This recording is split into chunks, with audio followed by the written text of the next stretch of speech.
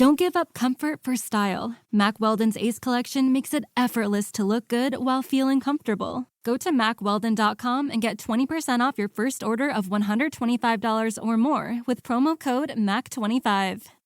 Celebrate President's Day with Omaha Steaks and save big on the world's best proteins, like handcrafted USDA-certified tender steaks, gourmet burgers, versatile chicken, pork, seafood, and so much more, delivered right to your door. And right now, you can save 50% site-wide on protein-packed essentials for the whole family during their President's Day sale at omahasteaks.com. Plus, get an extra $35 off with promo code AUDIO at checkout. Their legendary steaks are hand-cut by master butchers and selected from the finest grain-finished beef for superior marbling to deliver exceptional taste and tenderness. For a limited time, save 50% site-wide on steaks and more during the President's Day sale at omahasteaks.com. Plus, our listeners get an extra $35 off with promo code AUDIO at checkout. That's 50% off at omahasteaks.com and an extra $35 off with promo code AUDIO. Minimum purchase may apply. See site for details.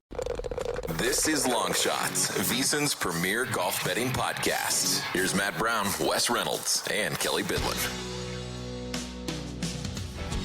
It is Long Shots Golf Betting Podcast here on the VSiN Podcast Network. I'm Matt Brown. That is Wes Reynolds. That is Kelly Bidlin. He of the outright winner variety over there. Kelly Bidlin getting it done this past week. We thought we might be able to come on here and just do the little virtual high fives and have a pod play get home, but Matt McNeely went the opposite direction of Chris Gotterup, and good on Kelly Bidlin. Chris Gotterup playing about the best golf in the world right now of anybody. And Kelly, let me tell you, that driver is an absolute weapon for Chris Gotterup. Any course that can benefit from being a little bit longer off of the tee, this guy is probably going to need to be in the discussion from here on out. He is gaining at least a stroke around every single time he tees it up off the tee on any of these courses where distance can play a factor. Yeah, absolutely. It's something to definitely keep in mind going forward. I think big reason I bet him last week and just kind of the past couple tournaments was, man, it really felt like wasn't getting a lot of respect in the betting markets. Just thought the numbers were a bit long. For a guy that had won the Scottish, came back and won the Sony right away earlier this year, it still felt like it was a little long. I don't think we're going to get that luxury probably here in the near future or the rest of the season. But yeah, any course, I think we're talking distance. For sure, he's got to be a look. And hey, man, I know the three of us have bet on golf for a long time. We've done this podcast together for a long time now. Man, it sure always feels like all those always go against you. But Hideki, appreciate you, man. Appreciate you getting out of the way. And I was really beating myself up those last couple days, fellas, because I don't know if you remember, we sat here a week ago, and we kind of got towards the end of the pod, and it was like, what's your last leave off? Are you going to be angry if he beats you? I said Decky. Decky was the guy I got close to betting. So, yeah, it was a wild final round, and I don't think the Super Bowl was ever going to be able to live up drama-wise to that ending. So, thank you, Decky, for just getting out of the way. Yeah, we look at the way that ended up last week, and the fact that Hideki was even there, it goes against all odds. He missed every single fairway on the front nine. 0 for 7 for Hideki Matsuyama on the front nine, which normally would equal death for you. And he was somehow able to overcome it, but could not overcome it on hole 18, puts it in the bunker, catches a lip on the way out, gets into the playoff and loses in the playoff. And again, hey, we'll take the victory here for the podcast. Kelly, appreciate you getting us on the board here in 2026. But, Wes, you look back at that tournament and, outside of Hideki collapsing and Gotterup doing his thing, the biggest story for me is we saw the worst round out of Scottie Scheffler that we've seen in a couple of years, and he still was one stroke out of being in the playoff. Like, he was the best player in the field Friday, Saturday, and Sunday, and if he had not been as bad as he was on Thursday, we're probably coming in here and going, well, he won another one. Yeah, going back to Matsuyama for a second, he was 3 for 14, and how did he shoot 3 under on Sunday, going 3 of 14 in fairways hit? I have no idea, but Gotterup he hung on and battle of attrition, then drained that birdie putt on the playoff hole. But Scotty making the Sunday charge, falling one shot short. couple others that were in the mix. There was one time where it looked like Michael Chorbjornsson, who was the guy I was going to have buyer's remorse on that he was going to win, when he made that eagle. Nikolai Højgaard was right there in it. Siwoo Kim, Akshay Bhatia had a good round. Couple guys didn't really get going, like Jake Knapp, Matt Fitzpatrick, Pearson Coody, who was another one of my guys. They ended up finishing top 10, but great round for Goddard and hanging in there. And you got to take advantage when a guy makes a mistake, and he certainly did. And then Scotty Scheffler, who seemed like he was a non-factor, all of a sudden, falls one shot short. He hits a good shot at 18, a good second shot, and it just kind of died.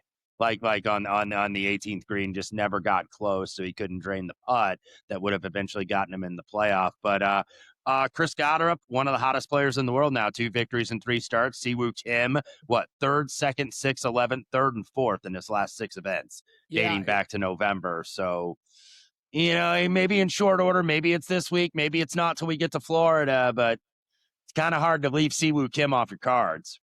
It's he Matt, is absolutely riding a ridiculous heater right now. There's no doubt about that. I think, a couple of the other things that I took away, Kelly, from this past week was, some of these, a couple of these guys that I was waiting on and to heat up, and I had played.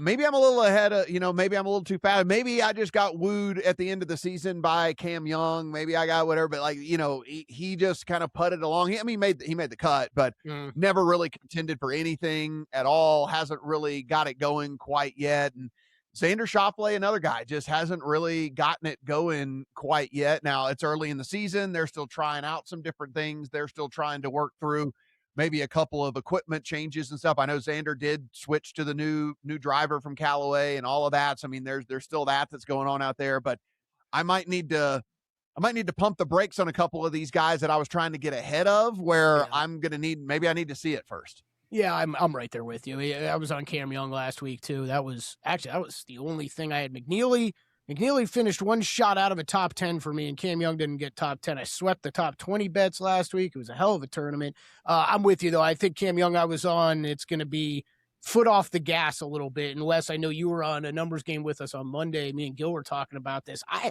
I'll bring it up here again here. It feels like there's usually 1 or 2 of these guys that are hot out of the gates. But, man, I mean, what are we talking about with it? What is it? Siwoo, Jake Knapp, Pearson Coody. Luckily, a lot of these guys we have bet on so far in placement work. It's Maverick McNeely, right? All 4 of those guys they've not had worse. They finished top 20 every week they've teed it up so far in 3+ events, I believe, for all of them. And Ricky Fowler on that list as well. So just the collection of guys like that have just rocketed out of the gates is it's something I don't know if I really remember. It feels like you see 1 or 2 maybe that string together these good weeks, but it's like a group of 5-6 guys that have just come out blazing out of the gate. So that's the challenge. That's the challenge too, because it's like you want to keep chasing them.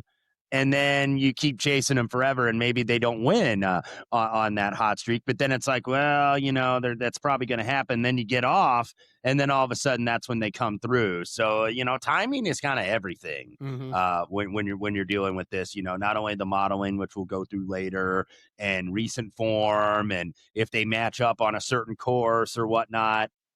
The hardest thing is just to time these guys so much, because chances are, if you're doing this every week and you're paying attention, you're going to have guys in the mix, or at least one person in the mix almost every single week. So, it's just timing it right. And that's been the tough part for me so far this season. Yeah, and another guy just to mention real quick, and then we can move on to this week. We mentioned, as far as DFS goes, we were saying if you're trying to round out your lineup, Hisatsune was right there again, and continues on. All you have to do is look at his stat profile, and you realize exactly what it is with him is whether he putts that week or not. You go in and you look, this guy's losing multiple strokes putting, or he's gaining multiple strokes putting, and that is basically how he is either winning or losing on tour right now. If you look at these last two tournaments in which he has a T2 and a T10, hey, he gained 4 and then he gained 2.2. You look at the tournaments before that. Lost nearly 2, lost over 2, lost 1.3, lost 4.3, lost 4, lost 3, lost a stroke and a half. So he goes as the putter goes. And that is something just to kind of remember, I think, too, for us with him on some of these tournaments where it's maybe not as loaded of a field. If he happens to be in there and can run hot with a spike putter week or something, maybe he's a dude for us to look at, top 10s, top 5, something like that, maybe even a top 20, if we think that he can continue on with this pretty good approach play, really good around the green play. And obviously tee to green, he's been green for the last, 7-8 tournaments or something like that. So a guy that we can keep our eye on here that maybe is maybe in your DFS rotations and things and some of these other tournaments, and certainly from a placement market aspect. Yeah, I would say intent is up big time for me on Rio right now. I think he was a guy that, last year was flirting on the radar, right, a little bit, popped a couple weeks. I didn't really bet him much, but yeah, Matt, I think these last couple weeks, it's another guy that I'm fully aware of, and we'll be giving a little bit more credit to going into these events.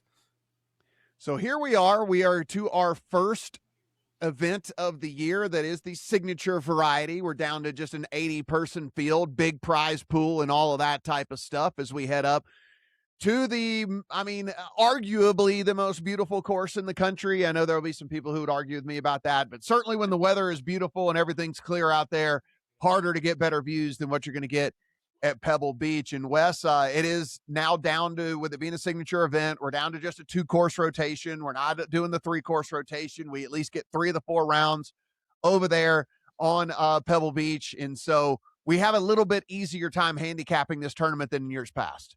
Yeah, Pro Am format, by the way, still exists, but it's done after 2 days. So you're not getting the 3 days, and you're not getting as many of the celebrities either, because this is a signature event in a smaller field. So you're not getting the Bill Murrays and the Ray Romanos in that Pro Am rotation. Some people like that, some people dislike that, but that's the way it is. But like you mentioned, Matt, 2-course deal, Pebble Beach. Par 72, just under 7,000 yards. Second shortest course annually on the tour. Very bunkered. Most bunkers, by the way, on the tour. It is a little bit more exposed to wind, but the fairways are a little bit wider here. I think average, high 30s in terms of yardage. POA greens, and they're very small, about 3,500 square feet on average, and slow. So, you'll get a lot of forced layups on the tee. You're not going to take driver necessarily on every single hole here. The rough is maintained at a certain level because you do still have amateurs in the field for the first 2 days. So the last thing you want is 4 to 5 inch rough and them hacking it out, and it takes long to complete anyway. Some uneven lies here. Fairways are most of them are tilted toward the ocean at Pebble Beach. And then you also have Spyglass Hill, a little bit longer, par 72, a little over 7,000 yards. It is more tree lined. Robert Trent Jones Sr. design. So it's not as exposed to the wind. So it gives you more protection, but the fairways are kind of on the narrow side. I think they were 26 yards on average is what I read and wrote up in the article at beeson.com. POA greens, so same greens, but they're a little bit bigger, and they're probably just about the same speed. So you just have Pebble and Spyglass, don't have Monterey Peninsula anymore. So the 2 courses here. So I was asked, which is easier or which is harder. I think it kind of varies. Based on, I think it's kind of gone back and forth based on what I've read every single year. Like if you're playing a first round leader, because you don't get the wind exposure at Spyglass, but Right. you also, it's tougher to hit fairways really there. So was just looking, and plus some of the data changes with the signature event. So I think it's kind of been a little bit back and forth over the last several years. Kelly, as I was starting to dig in here with all of this, and you pulled up the odds boards, that, if you're wondering, guys, that's a DraftKings screen. They are actually the market low, I should say, on Scotty Scheffler plus 295. You can get 3 to 1 at pretty much all the other national books out there. Rory McIlroy in the field here, and it's a big jump to him. 13 at DraftKings, market high out there of 14 on Rory McIlroy. Siwoo Kim, with his performance here lately, jumps to the number 3 spot there. So interestingly enough, from an odds perspective, Xander, Cam Young, all these different people, and they're all bunched up kind of in that 25-ish range and stuff. But again, we are getting the best of the best here. We're going to see Tommy Fleetwood, obviously ended on a heater for him last year. And so this is it, right? I mean, this is where we get to see everyone do their thing. No cut event. So we're going to get 4 rounds out of everybody, no matter what.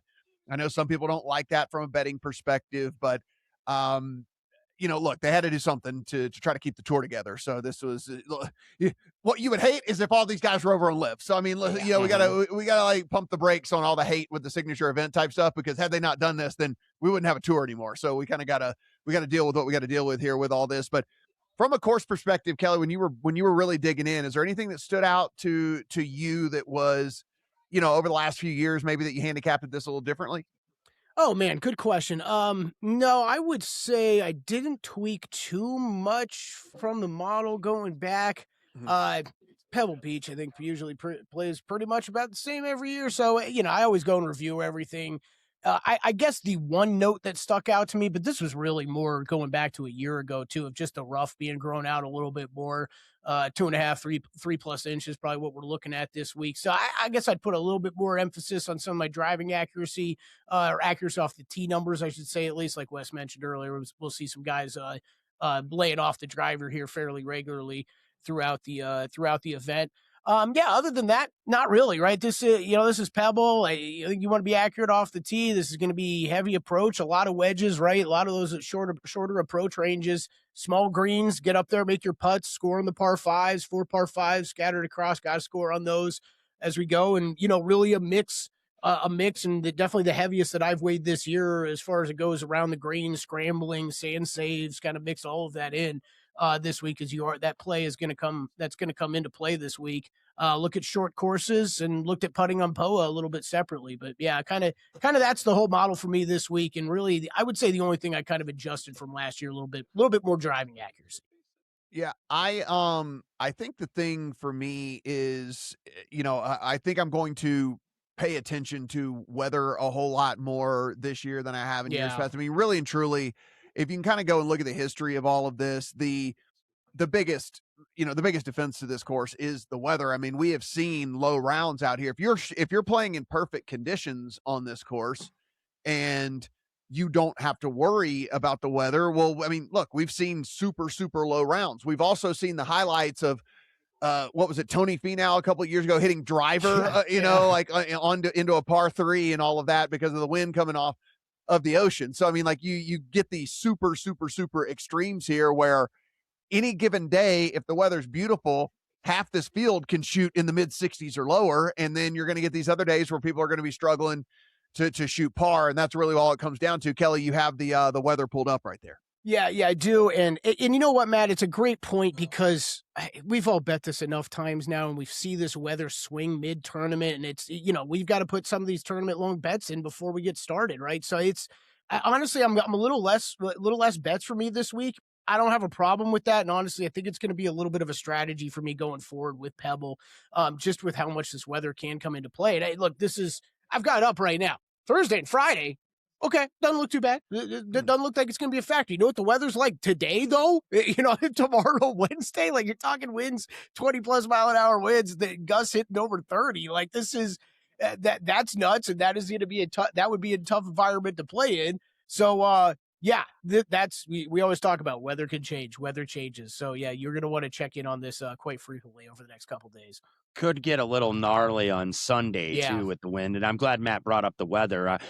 2 years ago, I got on the right side of the weather here because this was delayed, this was Wyndham Clark, who shot 60 at Pebble Beach on Saturday, beating out Ludwig Aubert, Mathieu Pavone, Thomas Dietrich, Mark Hubbard, Justin Thomas, Scotty Scheffler also in the mix there.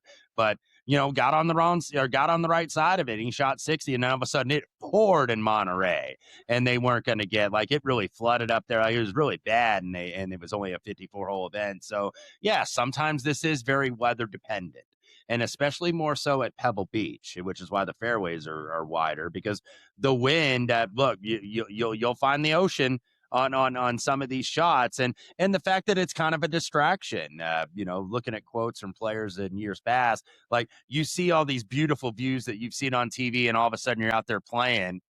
Could get a little distracting. It's not just the amateurs that are distractions. It's the picturesque views of this for some guys, especially if you're a first timer playing this event. The veterans that play it every single year, they're not going to worry about it. But weather could play a factor. Course could be a little bit soft for the turf, for what Kelly was bringing up, because it's raining the first couple days, so it could be a little bit soft. But Temperature is going to be in the high 50s, low 60s. So it's kind of like typical Pebble, where sometimes you get the sun out and sometimes a lot of times actually it's overcast. But Sunday looks maybe where the wind could get gnarly. The first 3 days kind of, just normal, I think, from a wind perspective. So even though there's only 80 people in this field, and look, they're all professional golfers, so the answer is never 0% chance. But you look at the bottom of the board here, and your Brian Campbells and Joe Highsmiths and Johnny Vegases and Stephen Fisks and stuff of the world. Like, even though it's 80 people, it's really like 60. It's probably more like 45 or 50 in this field. And so when you're kind of going in and looking at these outright prices on some of these guys that you wish the number was bigger, or if you look at some of the placement market stuff and you wish that it was bigger, just remember, I mean, again, it's not a free square. I'm not saying it's a free, they're all pro golfers. And like I said, if the weather cooperates all 4 days, then who knows what could go on here. But it is very, very, very, very unlikely that the names of these people that I'm saying are going to be dudes that we're talking about at the top of the leaderboard come Sunday. And so, Kelly, when you look at the field, it's like, yeah, it's 80. It's more like 60. Yeah, I think it's a fair point. A lot of these guys too, you're just not in form right now, right? I'm looking at a lot of guys we've bet. we bet. I mean, Nico Echeverria, boy, I was pumped as hell to bet him entering the year, and you're seeing him all the way down there now. Yeah, I think that's probably fair. You could probably chop off 10, 15 names, something like that. And I think as you're putting your card together and all of that. So Wes Kelly kind of gave us what he was looking at from a modeling perspective this week and stuff that he found important. What did you plug in? Well, one thing I'll touch on too, and we've mentioned it before, this is now a signature event, so you're not getting the bombs that you're getting in years past when you got like Ted Potter Jr., who won here at 500 to 1, or Vaughn Taylor at 300 to 1. So we've had two signature events, and one was won by Rory last year at 12 to 1, and then Wyndham Clark at 70 to 1. But both are major champions. Both are like class golfers, so that's why it's probably hard to go too far down the board. So ignore some of the trends, by the way, because this has always been an American win this thing. But now you've had 3 non-Americans win the last 6 years. So some of the trends I put in the article, keep those in context very much. So in terms of what I looked at approach, because on Pebble, you have some of the smallest greens on tour, and you can also go greens in regulation, which you normally wouldn't use most weeks. But when you're looking at 3,500 square feet on average, even though the rough's not all that penal, approach shot's still important. In terms of the proximity, there's a wide range here. I kind of targeted 100 to 125 as the sweet spot because it's going to be a wedge fest. These are barely 7,000 yard courses. So that's what you're going to get a lot of, because you're getting some forced layups off the tee, which brings me more to good drives gained, more so than anything. Guys, that can hit the green, even if they don't hit the fairway. So yeah, you can get a distance guy and he can cut off a lot of distance like Rory's driving. It's like, man, can you really, bomb it and win here? And you certainly could. He proved it, but more often than not, you don't do that. But par 5's obviously a key. Rory, I think, was 9 under par for his 3 rounds at Pebble Beach. And then Wyndham, when he won, was number 1 in the field for top 5 par 5 scoring a couple years ago. So definitely got to take advantage of those. Strokes gained putting POA. These are bumpy POA like you get on the West Coast. It's a little bit slower than what they had, though, at Torrey Pines a couple weeks ago, because those are bumpy and POA, but they're also very fast at like 12.5 on the stem. This is about 10.5. So definitely want to look at that. Grass around the greens, it's shorter grass at Pebble than at Torrey, but there's a lot of bunkers around the green. This is more of a heavily bunkered course, especially at Pebble Beach. So you are going to have to scramble a little bit and be sharp around the greens. And then a couple general scoring stats I looked at. I looked at strokes gained total short courses, or some sites I know, and we mention them on the air here, less than 7,200 yards. These are both right at around 7,000. So, some guys really play well on these shorter designs. So I looked at that, and then I did some course experience. It never hurts here. So I did use Pebble and Spyglass. Now, some guys have the max rounds. And I only did 24 rounds. Like somebody like Jason Day, who plays here every year, or Tom Hoagie, who plays here every year, they have the full 24 rounds. Then you got to look and say, well, Scotty Scheffler only gained 13.8, but that's over 7 rounds. Rory only gained 12.9 strokes. That's over 9 rounds. So I did put that in the article. So that's something that if you're using it and doing percentages with modeling, you want to do that really small. That's just like a little context. That might even be more like a tiebreaker in terms of guys that you're using, but don't overuse that necessarily.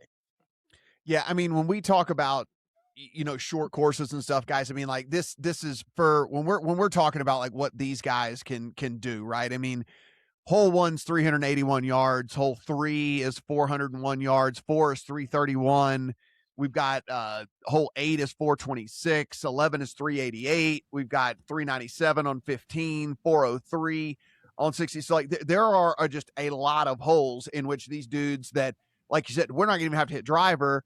They're hitting, by the way, they're hitting mini driver or 3-wood, or hell, some of these guys might be hitting 5 woods and irons off the tee, but they're still hitting them 200 plus yards. And so they're still only going to have, a little over 100, 125 in on some of these holes, even being able to tee off with a 5-iron, or being able to tee off with some of these other clubs and stuff. And so that's why whenever we're talking about like, not really needing distance or anything, it's because you can get where you need to be in multiple different directions. Now, Wes did mention Rory last year is an exception to the rule, but I mean, there's just not very many people that drive the ball like Rory. I mean, yes, Rory cut corners and Rory used driver more than anyone ever has on this course and all of that type of stuff. But I just don't expect that to be the norm. I mean, he might try it again, and there might be 3 or 4 other dudes in the field that try that. But I think, from a handicapping perspective for us, we kind of have to go with what the 75 other guys are going to do, not what the 5 guys are going to do. And so,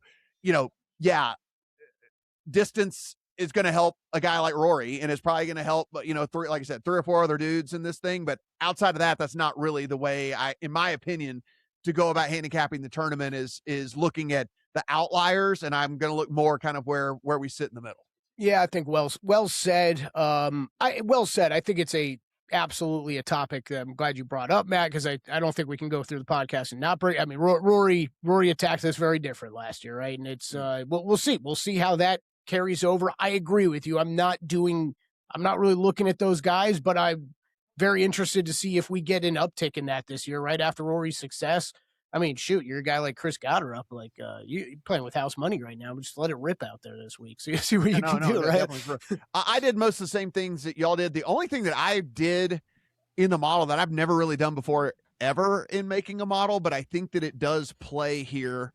For like I said, the majority of the field, not necessarily from your Rorys and stuff of the world, but I like put short courses at like 20% of the model because I do think that I want to incorporate guys that normally would fall because of some of these other categories, but like there is a skill to being able to navigate these courses that you don't have to have all of the other skills that are necessary at, again, 90% of the other courses on tour.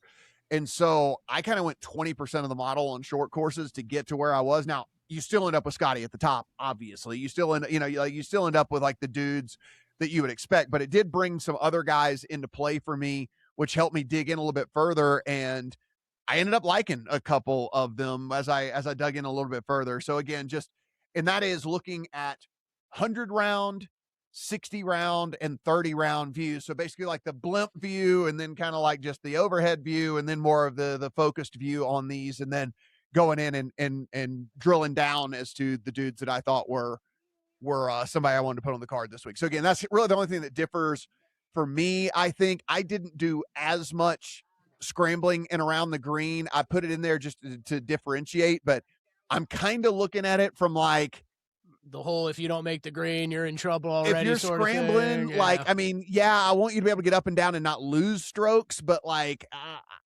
again, with these small greens, it's way higher greens and regulation percentage than it is for tour average at this place. And so, we're talking nearly 10 points higher on greens and regulation here than it is for the tour average and stuff. And so for me, I want dudes hitting their wedges onto the green. If you're missing the greens from with your wedges, then you're probably not winning this thing, in my opinion. So I kind of didn't do as heavily there with all of that, but it'll be interesting to see how things spit out and what we got going here with the model. So Kelly, why don't you kick us off here with a couple of your dudes, and we'll do it a little different this week. Instead of just running through our cards, maybe we just kind of like start out with a couple of dudes in a price range, and then we kind of move on from there. But who's the shortest guy on your card this week?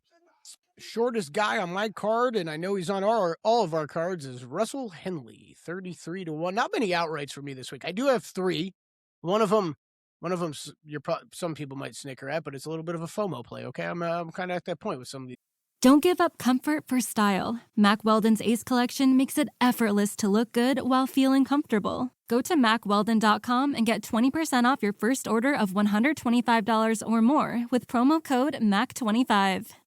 Celebrate President's Day with Omaha Steaks and save big on the world's best proteins, like handcrafted USDA-certified tender steaks, gourmet burgers, versatile chicken, pork, seafood, and so much more, delivered right to your door. Save 50% site-wide on steaks and more during the President's Day sale at omahasteaks.com. Plus, use promo code AUDIO at checkout for an extra $35 off. That's omahasteaks.com, promo code AUDIO. Minimum purchase may apply. See site for details. Guys, Russell Henley, though, 33. I love Henley this week. This is, I bet him outright. And then what do we do in golf? I guess we ladder down from an outright, huh? So I bet him outright. I bet him winner without Scheffler. It's the only guy I bet in that market. But that's how heavy I'm on Henley this week. I don't want to get burnt by Scheffler last minute. And I played him top 10, top 20, and in a matchup over Hideki Matsuyama. This is okay. Go ahead.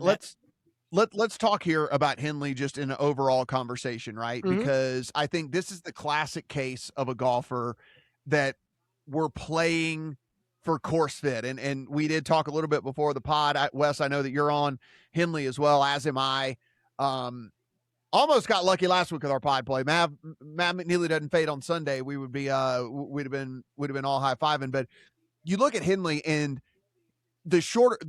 where he has the biggest disadvantage, I think, is where he can shine here in this, right? I mean, like, we are looking at where you do not have to bomb. Like we just said, sure, it can play to your benefit. That is certainly something that can work out for you.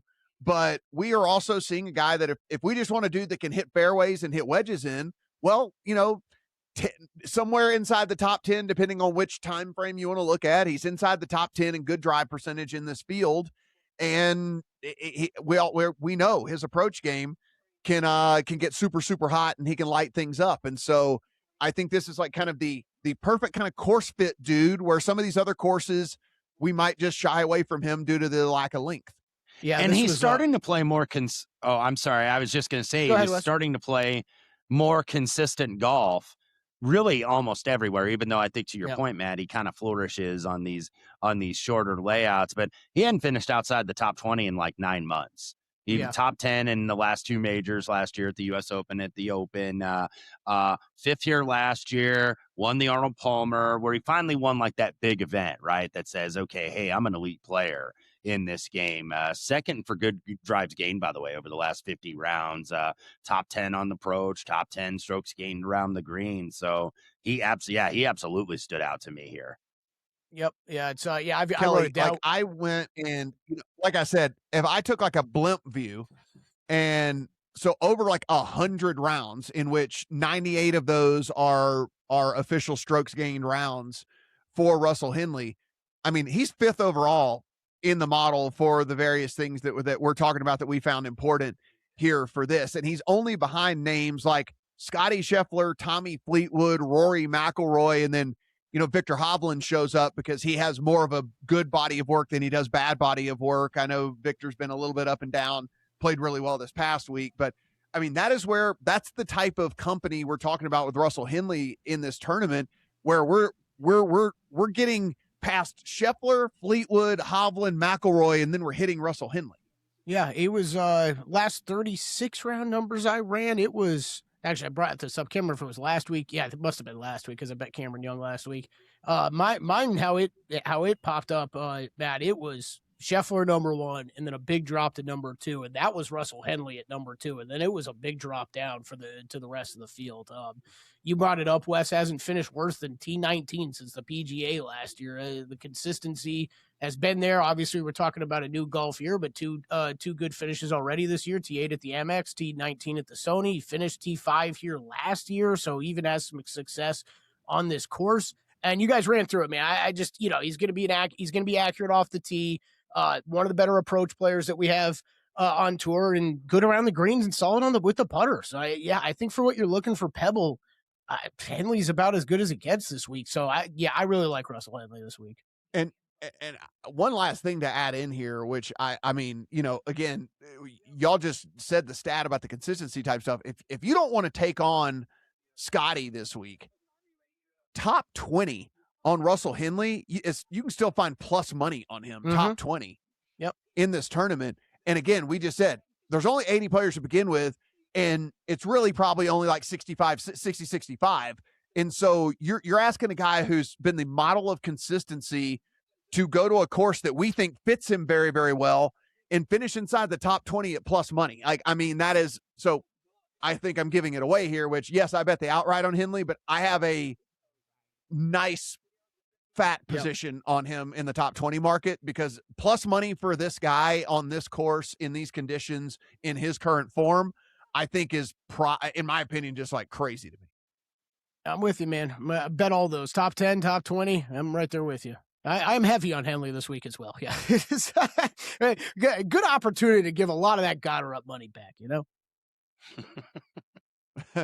All right. So, Wes, who was did you have anybody shorter than Henley on your card, or did you start it with Henley as well? No, he's right about the same price as I have a couple other guys, but he was the shortest, kind of in that 30 to 35 range. That's where I really attack this week. I think you've got a lot of capable guys in this market, even though you have Scotty as the 800-pound gorilla and then Rory is the defending returning champion. But Victor Hovland this week I used right around 33 to 1.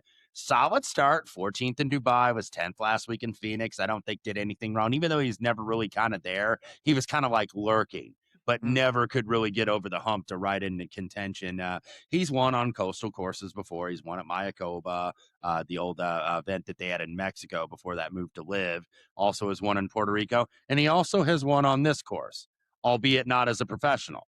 He won in 2018. He won the U.S. Amateur here at Pebble Beach and Spyglass Hill. I kind of think maybe he's not screwing around with his swing as much as he did last year. I thought that really set him back, because Victor is a tinkerer. We talked about guys that tinker a lot last week, and he is one of them, and he is notorious for it. But he seemed to look a little bit more comfortable from what little I saw of him at the Waste Management last week. So I was willing to give him a whirl. And then right in that same price range, Matt Fitzpatrick, who was in the mix at Phoenix, just didn't do anything on Sunday. Just never really got anything going. But I'm going to trust him more often than not with the putter. Ended 2025 where he was due to win, and he finally did when he beat Rory in that playoff over in Dubai at the Earth Course for the DP World Tour Championship. You would think that Pebble Beach would really fit him, because even though he's been, hitting distance a little bit more the last couple of years, not necessarily known as a bomber, but he's won at Harbor Town, which is the RBC Heritage, which I think if you look, and one thing that I ignored last week, and Kelly certainly benefited from it, there was a very strong link between Wailea, the Sony Open, and the Phoenix Open last week. And wouldn't you know it, Chris Goddard has now won both, where guys that have had success and have won at one event have also done well at the other event.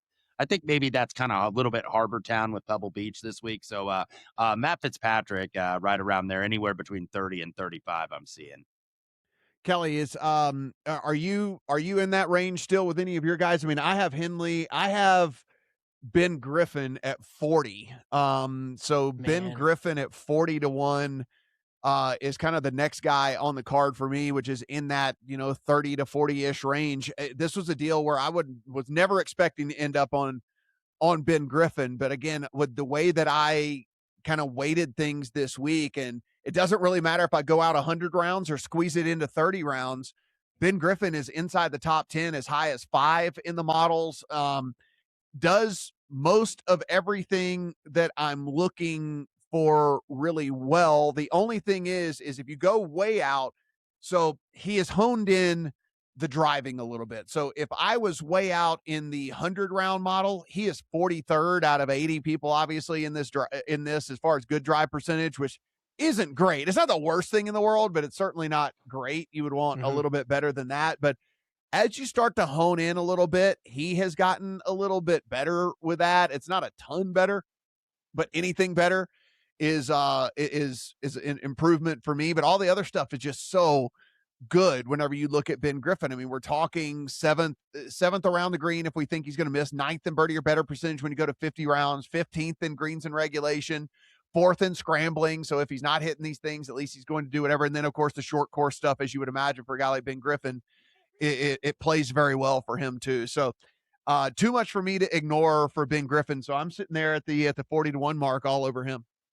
Yeah, this is, you guys just mentioned two guys I got very close to. They would be kind of in that last leaf-off group. Ben Griffin rated out very highly for me, ninth last 36 round model that I ran. Got pretty close to pulling the trigger on him. I think I'm going to stay away. And then, Wes, you mentioned Fitzpatrick, who's maybe the one I've wrestled with the most here, and you hit on it. You hit on it with the putter. I just don't. Some of the recent data is not reflective of how good of a putter he is. He was another guy I got really close to. I think I'm going to stay away. But, yeah, two guys you mentioned. My next one in that mid-30s range, I kind of laughed about it earlier. This is I bet a top 20, and then I said, you know what, I'm going to really kick myself if he goes out and wins this event. That is Maverick McNeely I'm back on this week. So I'm just going to keep rolling it back with Mav. I bet him top 20 and even money, and then came in 35-1 I got. I think 33-1, though. You can find that pretty regularly out there. We talked about him a lot on this pod the past couple weeks, so I'm not going to go crazy with him. Second here in 2021, he has run T13 10th and a T24 this season. I think another guy just checks a lot of the boxes. 16th on approach, last 36. Round the green, still pretty good. He's a top 10 putter. 7th on POA, loves these greens. Wes often mentions him when we're out in West Coast. So, yeah, I played a little FOMO outright. Not a big bet on McNeely, but I am in on him at 35-1. Yeah, the putter just failed him in the fourth round this past week. That's basically just what came down to it. Couldn't make a putt to save his life, and that's going to cost you in a tournament like that for sure. I'm not on him, but it's certainly a guy that I'm going to keep my, like you said, your antenna and stuff. I mean, this is was trending really well at the end of last year, and then certainly has started off very good this year as well. Just got to put all 4 rounds together so that he can close some stuff out. We'll see if he can't do that. Wes, who's next on your card? Yeah, a couple of my leave-offs I'll go with honorable mention. I may get there eventually with one of them before we tee off on Thursday. And they're not really strong model guys, but they're guys that have played well here a lot in recent years that haven't gotten across the finish line to win. But Patrick Cantlay and Jason Day were both considers for me, I think. And they haven't won in a while, either of them, but just so much experience here. It's hard to believe. Like, you look at a form line for like Jason Day, one of the best you'll see without winning this event. It's unbelievable. I'm like, how the hell has this guy not won here? Because, he kind of, fits the profile here, gets you to point A to point B, and can also make some putts and scramble when he has to. So, just looking at this, and maybe it's partially the strength of the field that concerns me a little bit about Jason Day, and he's battled so many injuries over the years. But man, you look at this form line: 13th last year, 6th 2024, 24th in 2022, and then 2021 7th, 2020 4th, 2019 4th, 2018 2nd,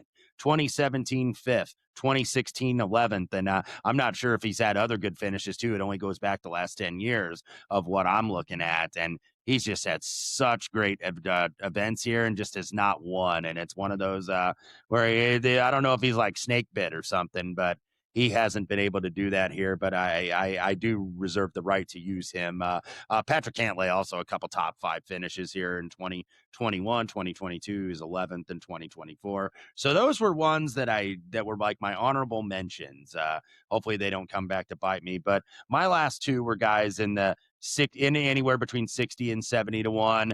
I use Sepp Straka at 63-1, who, remember last year, he won the American Express. We were aboard him, and then he followed it up T7 2 weeks later at Pebble Beach. I'm willing to excuse that Amex miscut. He was probably rusty from the offseason, had some off the course, like family stuff he was dealing with, which is why he dropped out of one of the FedEx Cup events. And of course, the emotion of being on Team Europe and winning the Ryder Cup.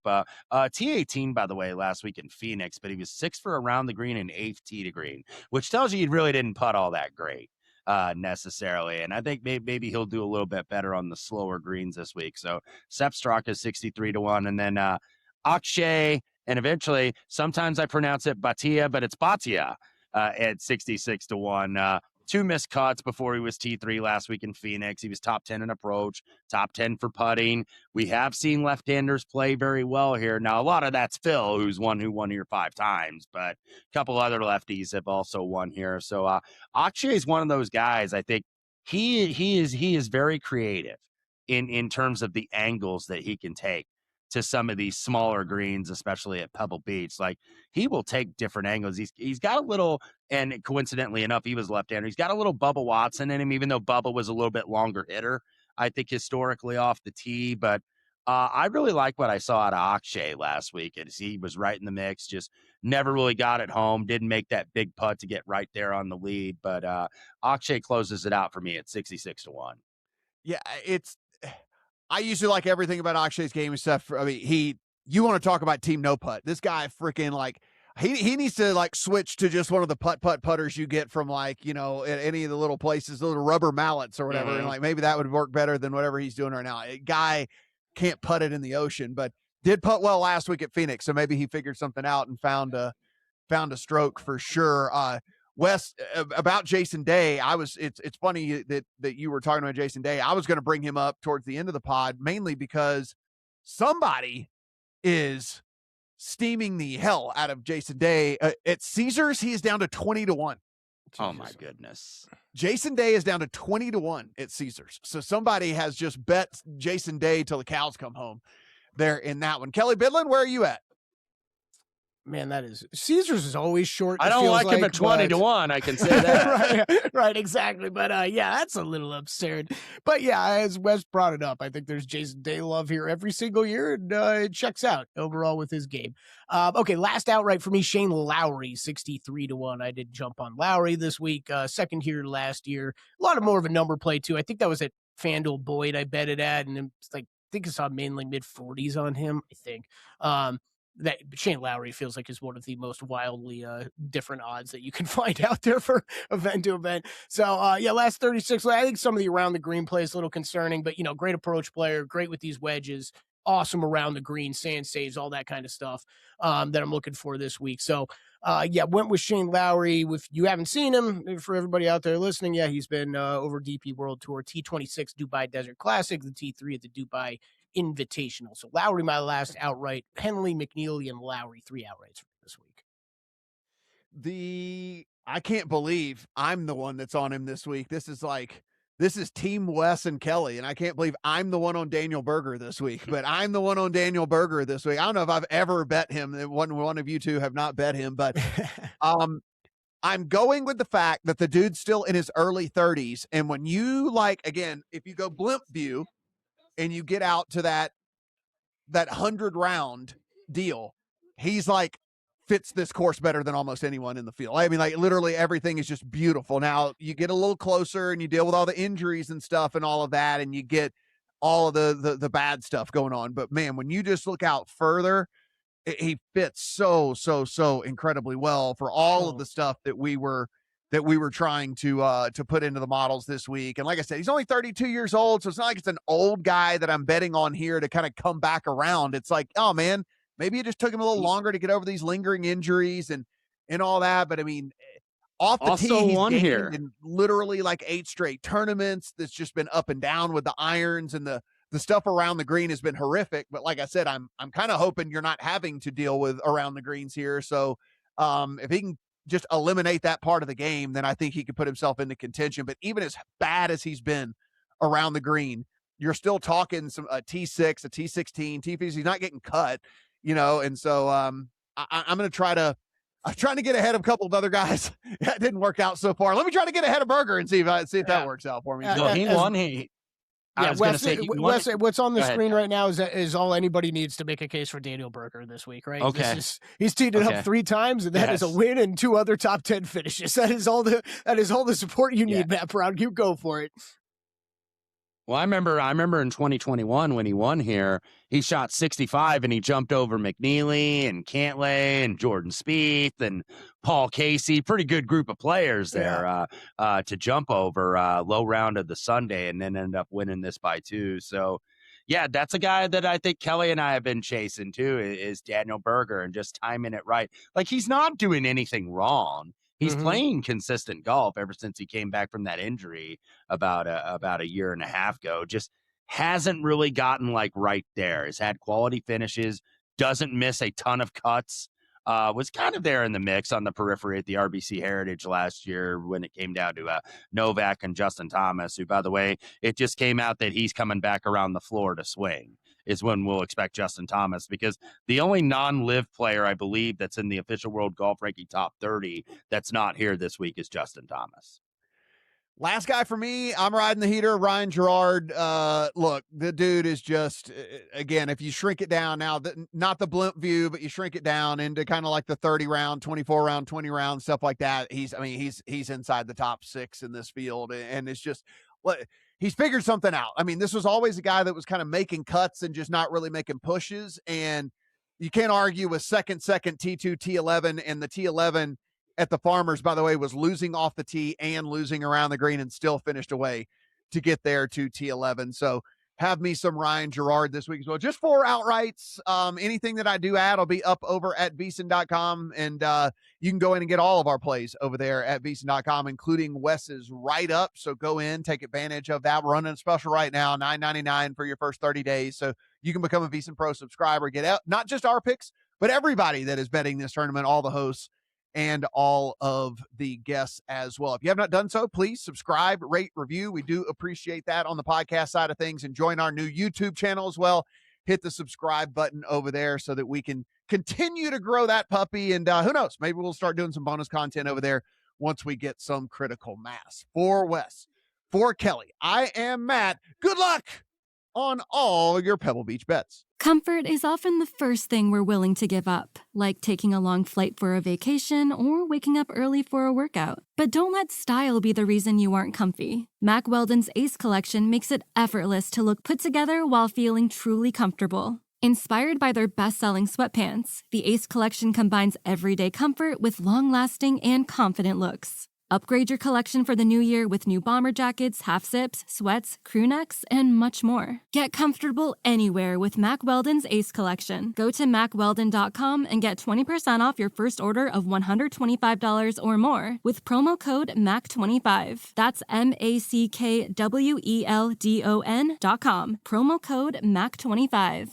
Celebrate President's Day with Omaha Steaks and save big on the world's best proteins, like handcrafted USDA-certified tender steaks, gourmet burgers, versatile chicken, pork, seafood, and so much more, delivered right to your door. And right now, you can save 50% site-wide on protein-packed essentials for the whole family during their President's Day sale at omahasteaks.com. Plus, get an extra $35 off with promo code AUDIO at checkout. Their legendary steaks are hand-cut by master butchers and selected from the finest grain-finished beef for superior marbling to deliver exceptional taste and tenderness. For a limited time, save 50% site-wide on steaks and more during the President's Day sale at omahasteaks.com. Plus, our listeners get an extra $35 off with promo code AUDIO at checkout. That's 50% off at omahasteaks.com and an extra $35 off with promo code AUDIO. Minimum purchase may apply. See site for details.